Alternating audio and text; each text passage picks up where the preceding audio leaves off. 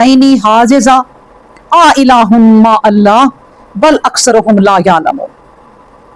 اب سنیں اللہ تبارک و تعالیٰ کہتے ہیں امن کیا بھلا جا الارض بنایا زمین کو قرارن قرارگاہ ٹکانا بجا آلہ اور بنائی خلالہا بیچ اس کے انہارن نہریں بجا آلہ اور بنائے لہا رواسیہ اس کے لیے پہاڑ وجا آلہ بین البحرینی حاجزا اور بنائی درمیان دو دریاؤں کے ایک اوٹ الہ ما اللہ بل اکثرہم لا یعلمون۔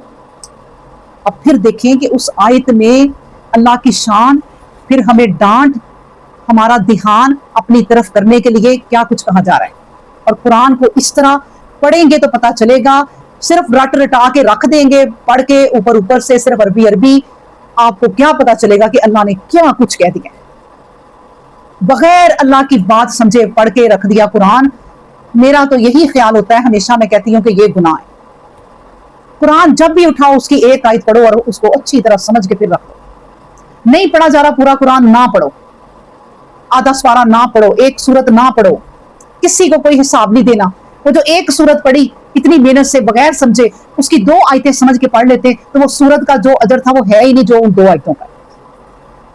اس طرح قرآن پڑھیں۔ پھر اللہ تبارک و تعالیٰ کہتے ہیں کہ دیکھو مجھے بتاؤ کہ زمین ایک تمہارا جو سیارہ ہے وہ تمہارا ٹکانہ ہی بنایا تو کیسے بنایا؟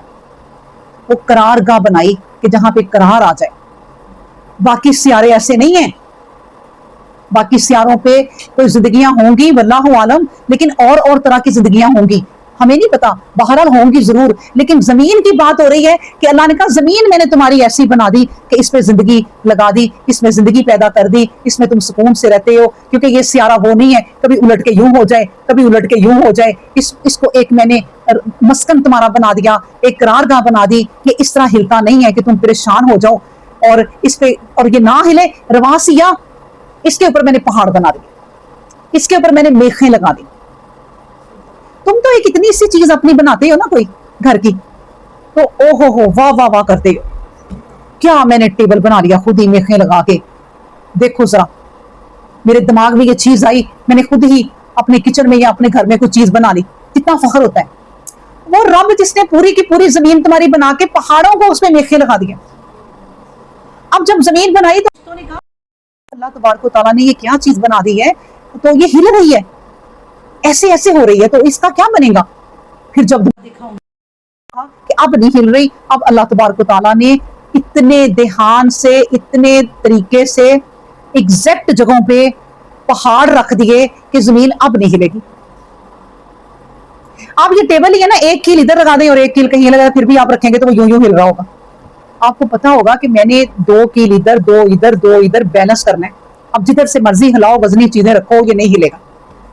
دیکھا ہے میری کاراگری کہ میں نے کتنے دھیان سے کیل لگائے۔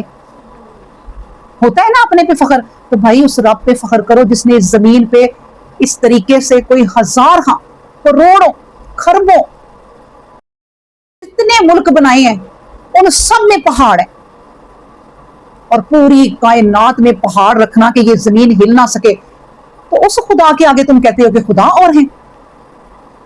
یہ کہ تم کس طرح کی باتیں کرتے ہو؟ اللہ یہ کہتا ہے کہ تمہارے دل میں یہ دماغ میں چیز آ کیسے جاتی ہے؟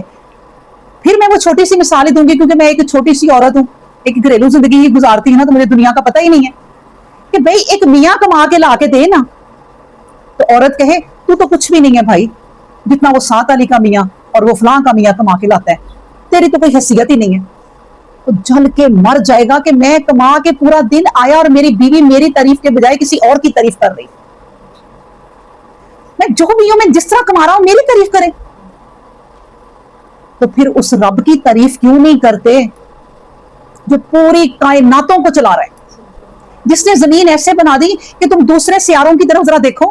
آج کے سائنسدان آپ کو پورا بتا رہے ہیں، ماشاءاللہ گھر بیٹھے آپ کی معلومات میں اضافے ہو رہے ہیں کہ کتنے سیارے چل رہے ہیں، اور اللہ تبارک و تعالیٰ نے ایک جگہ ایک سورت میں قسم کھائی ہے کہ ان ستاروں کی قسم جو بجھ جاتے ہیں، وہ کون سے ستارے ہیں؟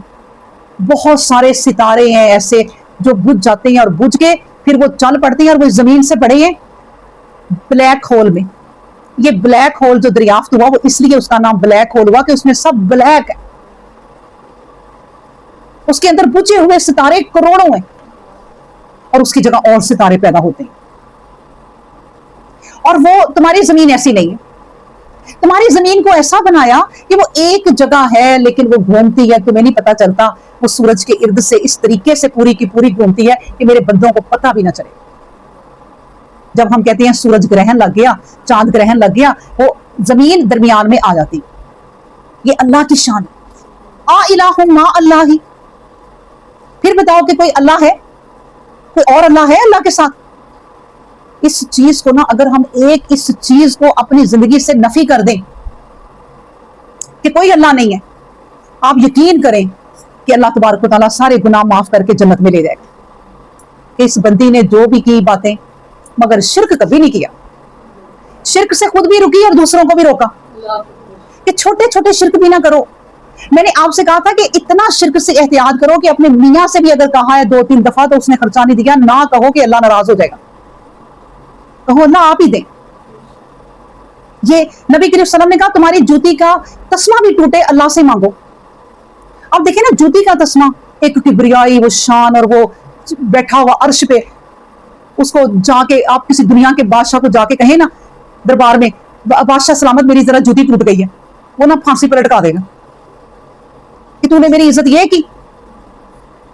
آپ اس بادشاہ سے کہیں جو بادشاہوں کا بادشاہ, جو عرش پہ مکین ہے, اس سے کہیں میری جوتی کا تسمہ ٹوٹ گیا, وہ سنتا ہے. وہ کہتا ہے میرے بندے نے مجھے پکارا ہے, اور صرف مجھے پکارا ہے, بڑی چیز کے لیے بھی, چھوٹی چیز کے لیے بھی, اس لیے کہ وہ شرک نہیں کر رہا. تو یہ اللہ تبارک و تعالیٰ ہے کہ جس نے کہہ دیا کہ دیکھو یہ پہاڑ بنا دیے. اچھا, پھر صرف ابھی پہاڑوں کی بات ہوئی, پتہ نہیں کیسی ہوئی, حق ہی نہیں ادا ہوتا. میں آپ کو بتا دوں کسی آیت کا حق ادا ہی نہیں ہوتا, نہیں کر سکتے ہم, جو مرضی کر لو نہیں کر سکتے. اگلی بات ہے وجعل بین البحرین حاجزا. تو اس خدا کو سوچو لوگوں کہ جس نے 2 دریاؤں کے بیچ میں یا سمندروں کے بیچ میں, جو بحرین ہی ہے نا لفظ, یہ دریاؤں کے لیے بھی استعمال ہوتا ہے اور سمندروں کے لیے بھی استعمال ہوتا ہے, کیونکہ دریا جو ہے نا وہ سمندروں میں ہی جاتے ہیں. ایک پردہ بنایا, ایک اوٹ بنائی, اس کس نے بنائی؟ آج تک تم پوری دنیا لگ جاؤ نا, پوری دنیا کے سائنسدان, جن و جنات بھی لگ جائیں, بلکہ اس اوٹ کو نہ ختم کر سکتے ہیں نہ جان سکتے ہیں یہ کیا ہے.